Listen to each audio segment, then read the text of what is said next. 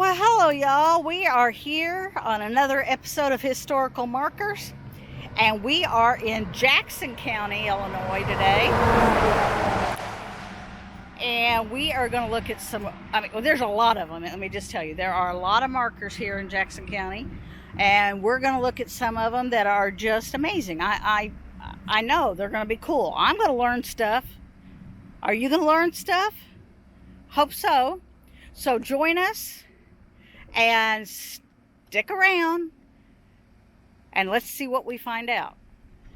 All right, we're outside of Murphysboro, Illinois on Airport Road, and this marker is the George Rogers Clark campsite. Lieutenant Colonel Clark and his troop of 170 Virginians camped near here on July 2nd, 1778. It was their third campsite during a march from Fort Massac to Kaskaskia to capture that post from the British. Earlier that day, the troop was lost for a time on Phelps Prairie. The next day, they would cross the Big Muddy River at Marshall's Ford. The Kaskaskia attack and a later one at Vincennes, Indiana, secured the Illinois Territory for the United States during the Revolutionary War. We are in Ava, Illinois at Bower Park, and this marker is another one for George Rogers Clark campsite. In the third year of the American War for Independence, Lieutenant Colonel George Rogers Clark and his army of 170 Virginia volunteers camped 5 miles southeast of here. On July 2nd, 1778, Clark made the fourth of 5 camps on his march from Fort Massac to Kaskaskia. 2 days later, Clark liberated Kaskaskia and then moved east to Vincennes, thus securing the Illinois Territory from the British and their Indian allies. We are along Route 3,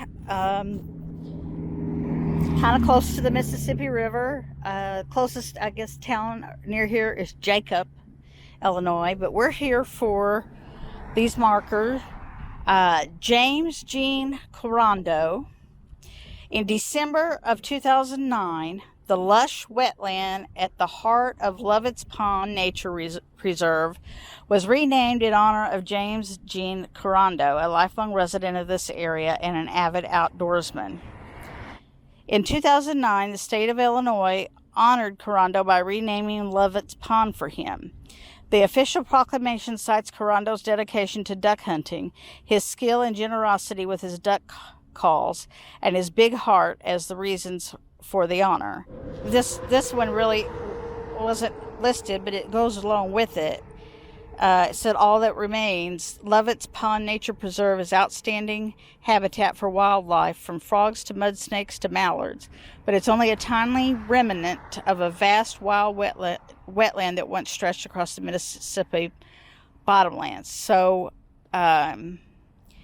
this whole area was wetlands, and I guess the pond is back there or over there in those trees. I'm not sure exactly where the pond is from here. We are in Gorham, Illinois. There are a couple markers here. The first one is for the Gorham Community High School. It was erected in 1920. B.B. Easterly was the president. F.A. Richards clerk. Thomas G. Dunn, Samuel Smith, Monroe Lunsford, and S.L. Porter. This second marker here in Gorham is for the Gorham High School had put it up as a memorial to the United States Vietnam War veterans. And they've got a name and a picture, I bet, probably was of a student, a former student, Elmer Matthew Shields, born February 15th, 1949, and died November 4th, 1969. Just young man. We are in Grand Tower, Illinois, right on the Mississippi River area. And we are here for this monument. This marker here is for Mrs. Melissa Mom Hale, who for more than 30 years from 1940 served more than 1.5 million all-you-can-eat home-cooked meals to all comers on this site. Those of us who enjoyed her cooking affectionately dedicate this plaque to her. We are still in Grand Tower. This is just an awesome building. If you can see it, it's just fascinating. But this is what we're looking for, this monument right here. It says, "In Memoriam, the American Legion, Tower Rock Post 921, Grand Towers, Illinois, honor these men who made the supreme sacrifice in the service of their country. World War I, Private Lorien Rushing died September 26, 1918, France. World War II, and it lists several who died in Okinawa, the Philippines, Saipan, Germany, the European area, and in France. And so this is a war memorial. This building itself, it said constructed by the National Youth Administration in 1941, is just fascinating. It looks like a tiny little castle. I don't know if you can see that. It's just really cool. I digress, sorry.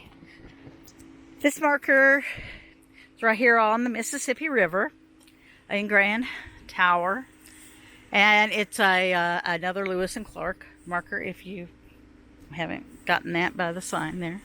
But it says, in November 1803, Meriwether Lewis, William Clark, and their party passed by here on their way west. They camped across the river. Clark sketched the area, the local landmarks of Tower Rock and the Sugar Loaf, and their keelboat anchored near the shore.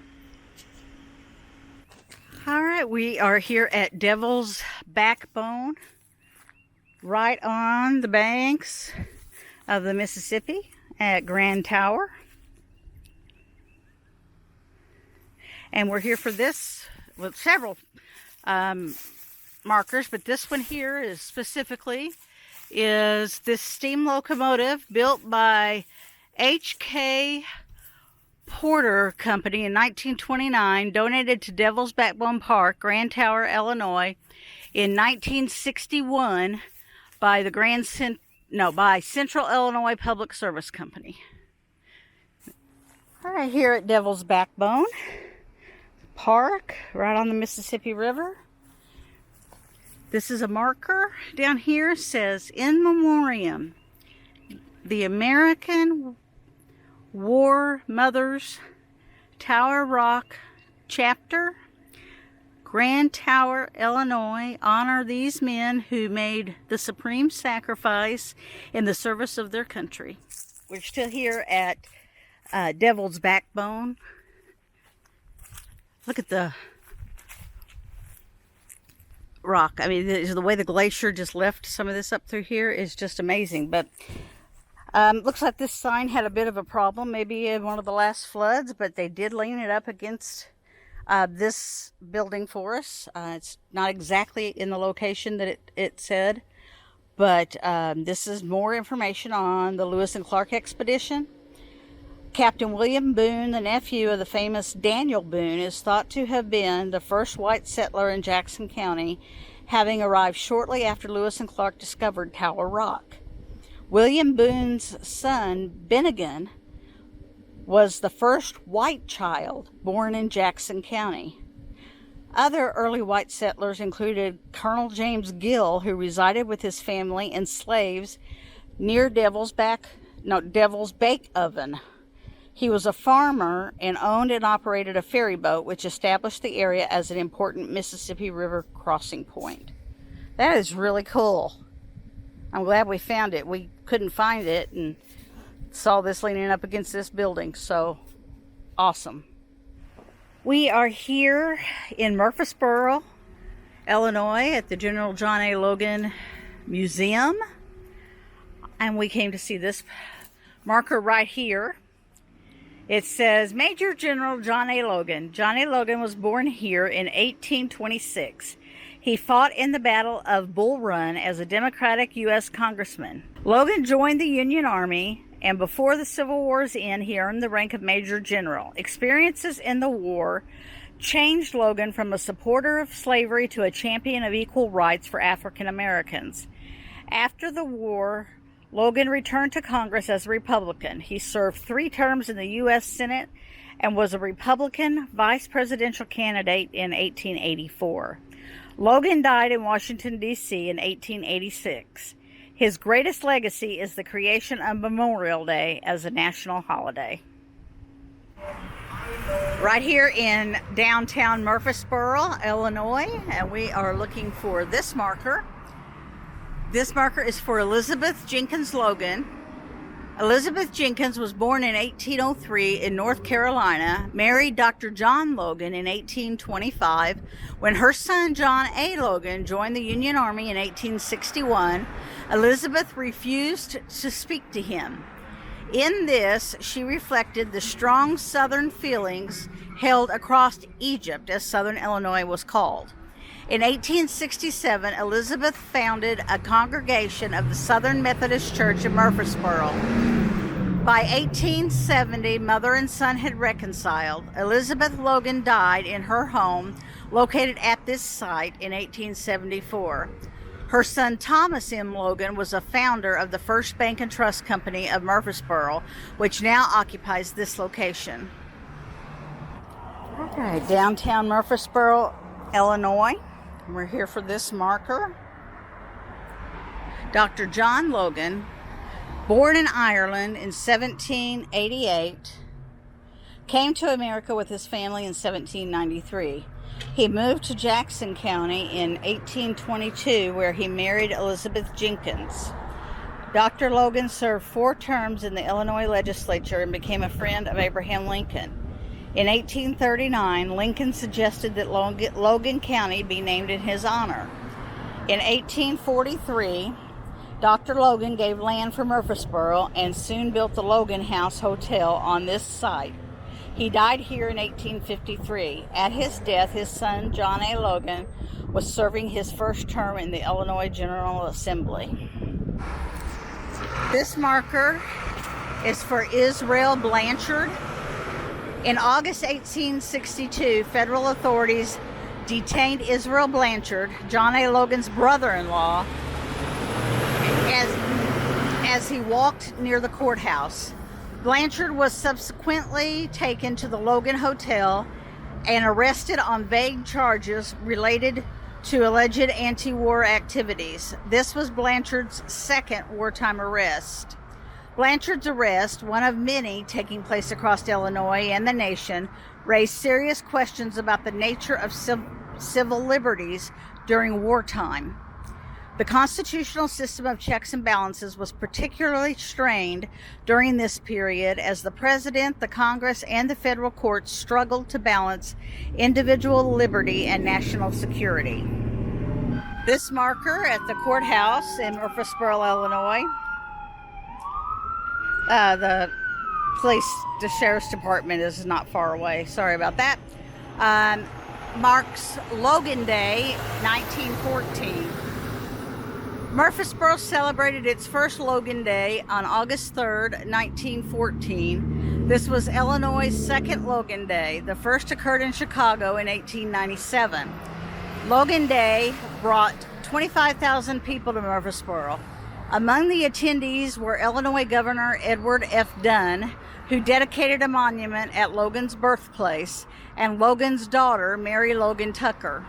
The 4th Regiment of the Illinois National Guard traveled to Murphysboro to be a part of the event.